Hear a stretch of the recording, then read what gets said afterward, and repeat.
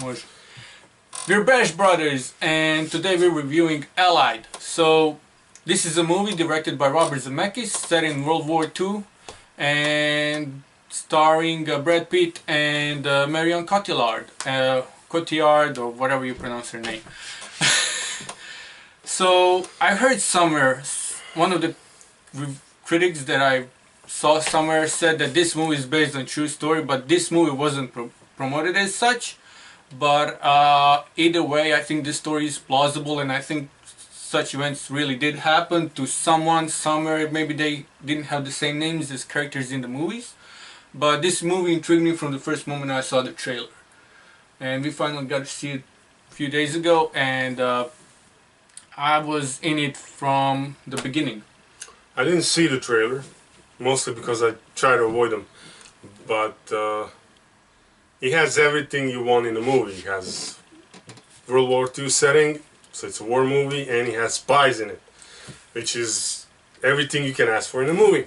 And most of all, it has tension and it has suspense, in my opinion, because the point of the movie is whether his wife is or isn't a German spy, and it's one of those things that you really cannot tell until almost the very ending of the movie.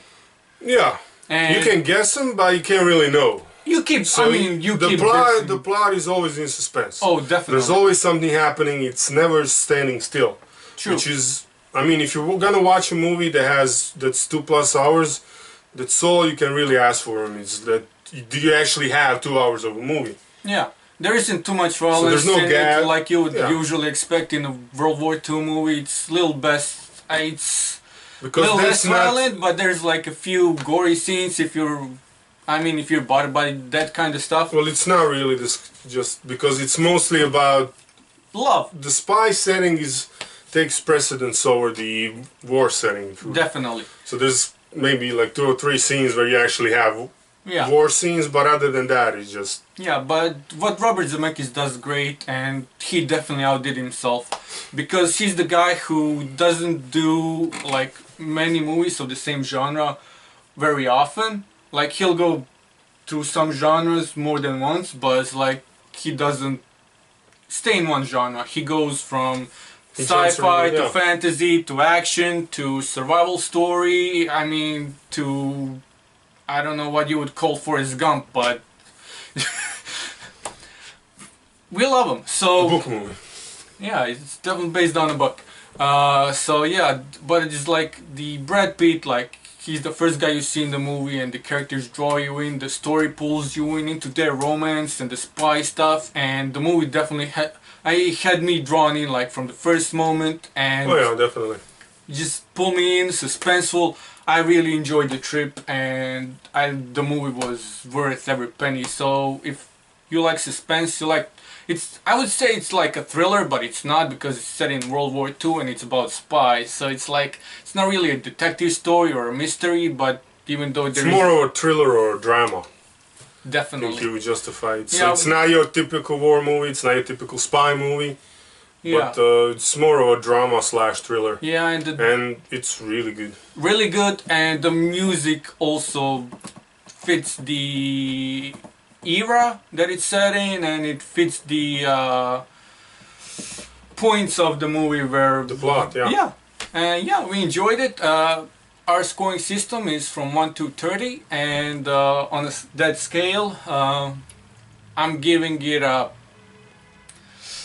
Oh man, I haven't rated these movies in this scale yet, but on 1 to 30... We decided to go 1 to 30 just because 1 to 10 doesn't really give you a full spectrum, if you would, of 1 to 100 is... a little bit too much. A little bit too much. 1 to 50 makes no sense, but 1 to 30 kind of does. So. Yeah, and we took over that system from... A friend. From friends of ours who took it from their friends and was rating for something else, but... we decided to apply it to the movies because we really like movies. So on 1 to 30, what would you rate it? Passing the ball, I see. Okay. I did 21, I think. 21? 21-ish, yeah.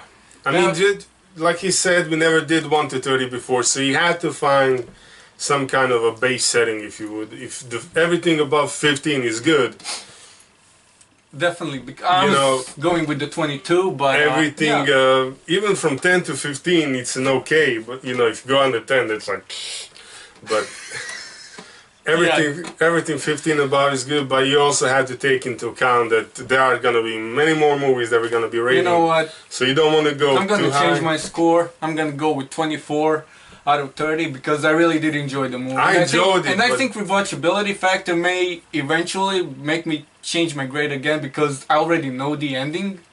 Yeah, but it doesn't matter. I can rewatch the movie and it's still gonna be. We'll see. It's gonna immerse me into the story, and even though I know the ending, but I'm still gonna enjoy watching it. Yeah. Which I'm probably gonna do once it comes out on DVD, but nonetheless, you have to take into account that. And I would also like to. The reason I want to see DVDs because I want to see the behind the scenes. If they mention if it's based on some true story or if it's just based on some script that somebody came up with, and we'll see. Yeah. Thank you for joining us. We hope you enjoyed our review. We're gonna be back with reviewing Arrival. And yeah, let us know what you thought of the movie if you saw it, and if you didn't, tell us why you won't or will see it. Why you didn't. Yeah. See you soon. Peace out.